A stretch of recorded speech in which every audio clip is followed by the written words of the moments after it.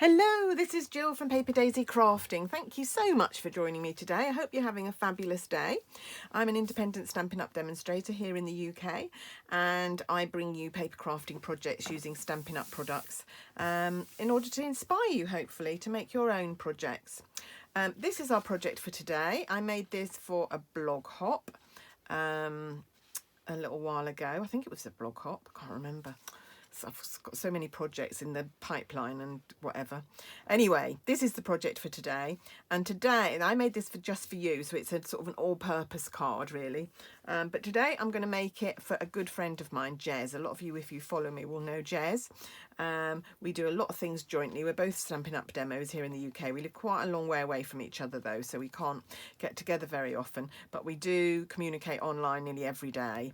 And we do a lot of joint things. We have a joint team page, and we have a Come Crafting with Jill and Jez page. We do Jill and Jez Go Crafting posts on our blogs. So lots of things. Anyway, it's Jez's birthday coming up very soon.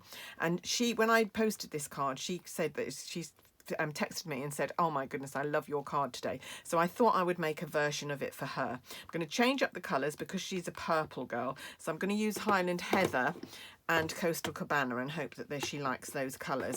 But otherwise I'm going to make it very similar. I'm just going to change this message to happy birthday. So let's make a start.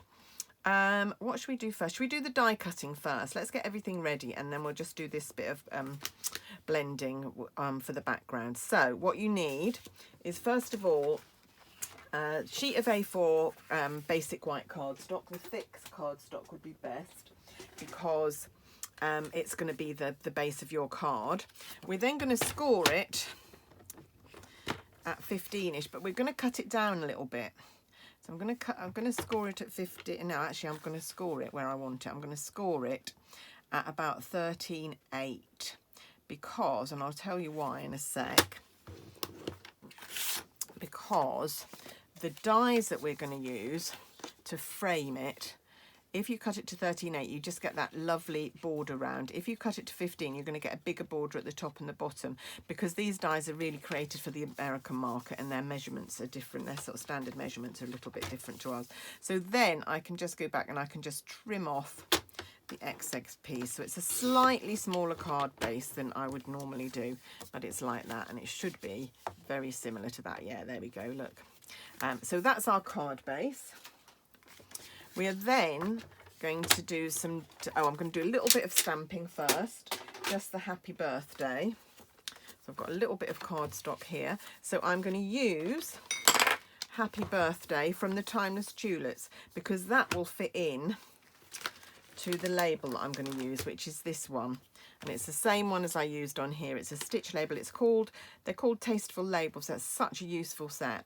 This is going to stay in my forever set, my forever goodies. A lot of my stuff I sell off when it retires, but this will be one of my forever things because I love these labels and they're so useful. So we're going to print the happy birthday from Timeless Tulips because that will fit in that little frame. Some lovely sentiments in this set, plus the tulips. It's a gorgeous set. I haven't used it recently. It's kind of a spring sort of set, isn't it? But it's gorgeous. It's really lovely. You get such a nice effect doing those tulips because it's you get all that shading just by doing one stamp. Really great. Right, so I've got happy birthday here. So I'm just going to line that up on my stamp and I'm going to stamp it in Highland Heather. Like so, and then I should be able to do all the die cutting I need at once, or not at once but all together. There we go. Right, there's happy birthday. Just check I've done that in the right place. That will be perfect. So I can die cut that. I'm going to hold it down with a little bit of washi tape so that can be our first die cut. So let's have a bit of a clear out here. Let's move my grid paper, bring out my machine. And while we're popping that through the machine, the label, I'm going to pop the butterfly through as well. The butterfly is from, I think it's called Brilliant Wings, the butterflies die, so it goes with the butterfly brilliance. As you can see, I haven't put my stickers on my stamps. And it is, oh, which butterfly? I think it's that butterfly that I was using. Let me just have a check. Let's have a look. Yeah, it's that one. Quite a nice size, this one. So I can cut that one out at the same time with just one pass, like so. Where's my plate? There it is.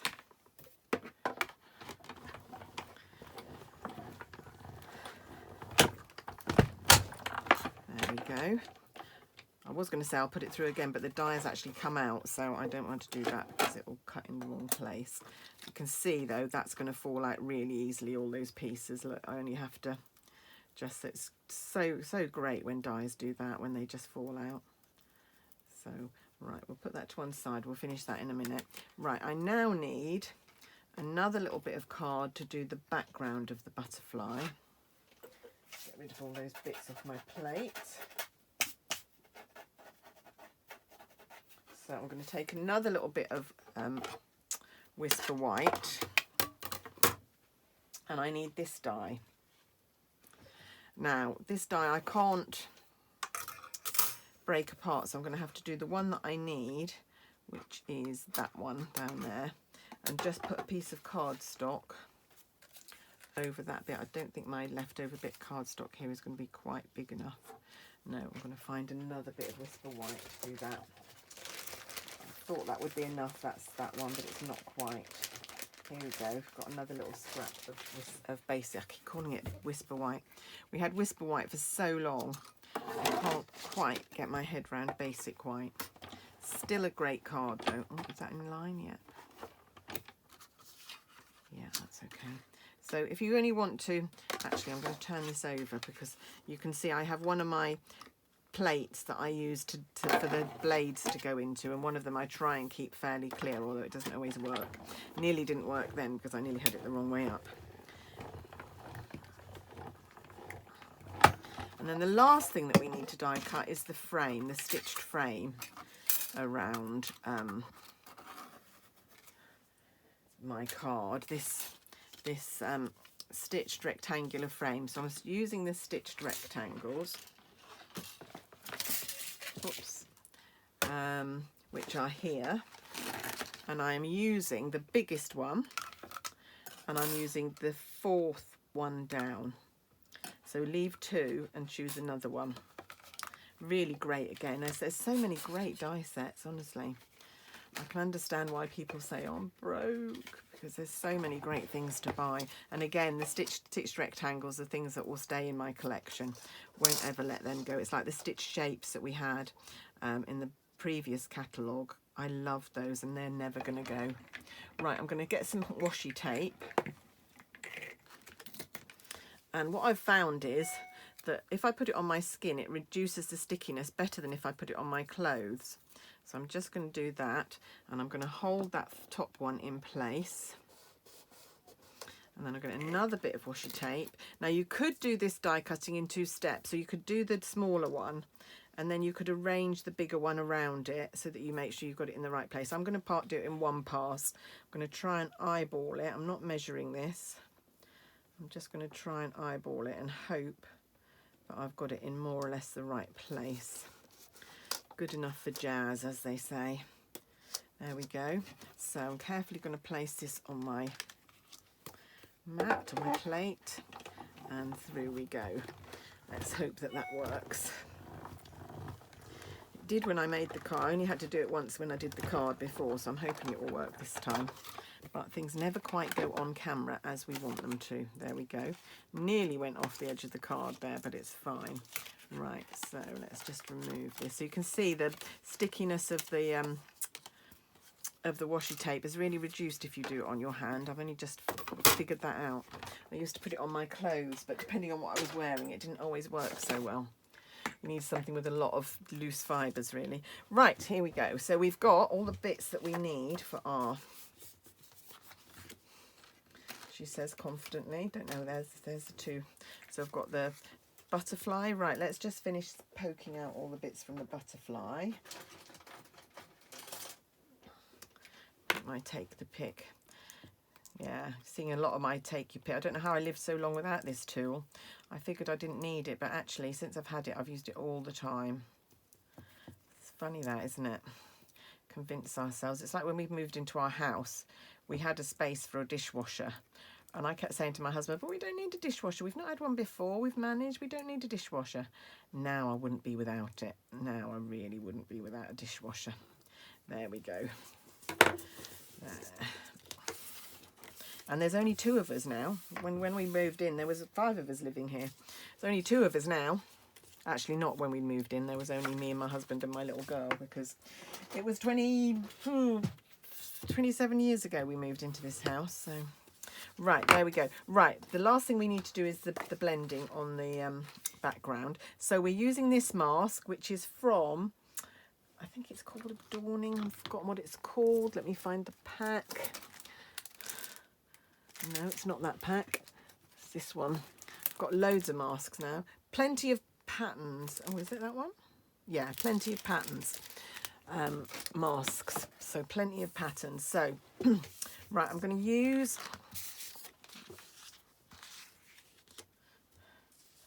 a piece of paper just to protect my grid paper. Just deciding where this is going to go. Right, I'm not going to do it quite up to the top because part of that will be behind the frame anyway. What did I just do with the bits of washi tape? I need another bit of washi tape now. What I did with them. Oh, can't get it. There we go. Right, just a little bit of washi tape to hold it in place at the top here. And then a blending brush. And so I just want to do this sort of top corner. So I'm just going to focus on that area. So I'm going to do Highland Heather first. So with the blending brushes, you pick up some ink from your stamp pad. Now, although that doesn't look very much ink, it's quite hard. It can be quite harsh when you first put it down. So just check before you start putting on your project that it's the right sort of strength. Actually, that needs to be a little bit darker. Go. Love doing this with the blending brushes. One of the best things Stampin' Up has brought out, I think. You can just keep adding colour until you get to the depth of colour that you want. And it looks quite plain here, but when I lift up this mask, you'll see it's absolutely amazing. Right, so that's all the Highland Heather I'm going to do. And then I'm going to do a little bit of Coastal Cabana. So another blending brush. You can just rinse these off underwater. And most of the colour, you can see a little bit of retaining colour, but that won't affect anything. Oh, so this is a really juicy one. So you can see that's quite dark. So I just take that off a little bit. I don't want it to be too dark. And you can blend these colours in together.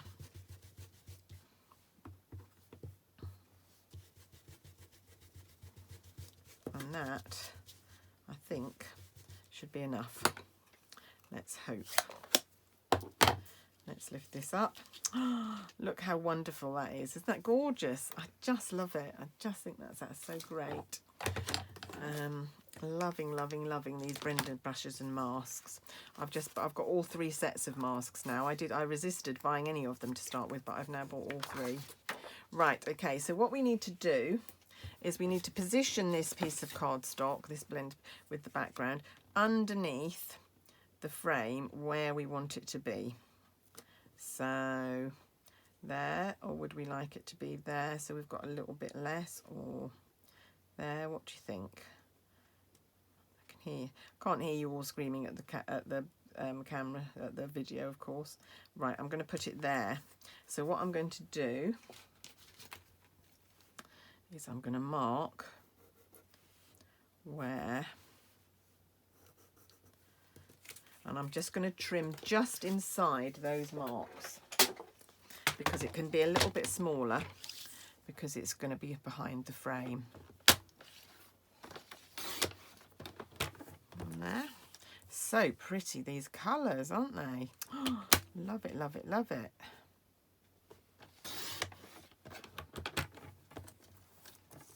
There we go. So you can see my pencil mark there, so I'm just cutting a few millimetres inside there, and I'm hoping that this is still going to fit. Yes, it does there. Beautiful. Loving it. Okay, so taking my Tombow. Can use any glue that you prefer here. If you want to use one of our tape runners, Stampin' Seal or something like that, that would work perfectly. Or you could use Stampin' Tear and Tape.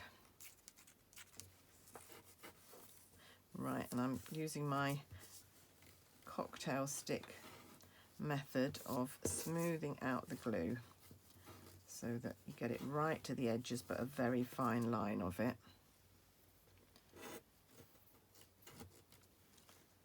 Like so.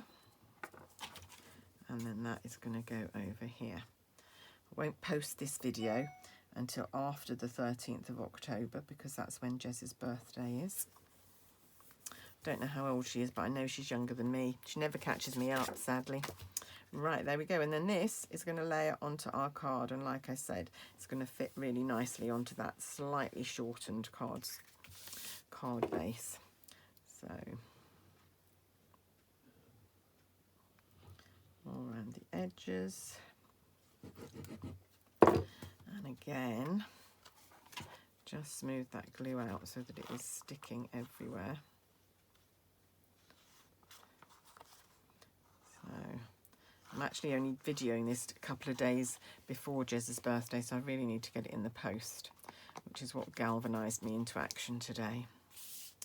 I've been in a very weird mood. I haven't been very productive in the last few days. You might have noticed there's been a few gaps in blog posts on my blog. I don't know, I just lost my mojo a little bit, I guess. I still had lots of ideas for projects. I just couldn't galvanise myself to be productive and do the things I needed to do. But I seem to be back at the moment, so that's good.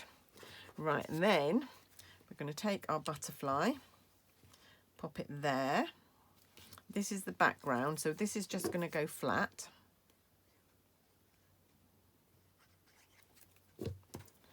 So this just lays flat on our project. I did try it without doing this solid background. It didn't look right. There was just too much going on with the butterfly in the background. And this solid background just made it come to life and was really good. And then this is going there with the leaves flapping up. Oh.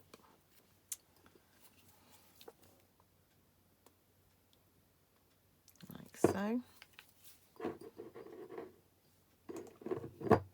Got a new jar look for my Tombow, which fits it perfectly. It was a spice jar. We'd actually used all the spice up. I never do that. I have so many spices in my cupboard that intermittently I have to throw out because they go out of date.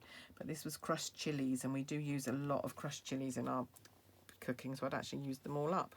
Right, there we go. There's our butterfly. And then the last thing is our sentiment, which is just going to go here and say happy birthday. It's probably a bit pastel for Jez, if I'm honest, but I hope she appreciates the fact that I've tried to do it purple for her. It's probably not her favourite purple, Highland Heather, to be honest. It might have been better to do it in Gorgeous Grape, but too late now. Decision has been made. So happy birthday. There we go. So 2 cards. Very, very similar, slightly different colour scheme and a slightly different message.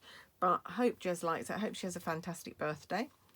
And I hope you've enjoyed it too. And I hope it might have inspired you to make projects of your own. These these masks with the blending brushes are really fab. So if you haven't got any of those, I would really recommend adding them to your next order. But that's it from me today. Thank you so much for watching. All the details will be below. There'll be links to all the products I've used. There'll be links to my shop. There'll be links to my blog if you want to go and see the photos of this project. But that's it from me today. Thanks very much for watching, and I will see you again very, very soon. Bye for now.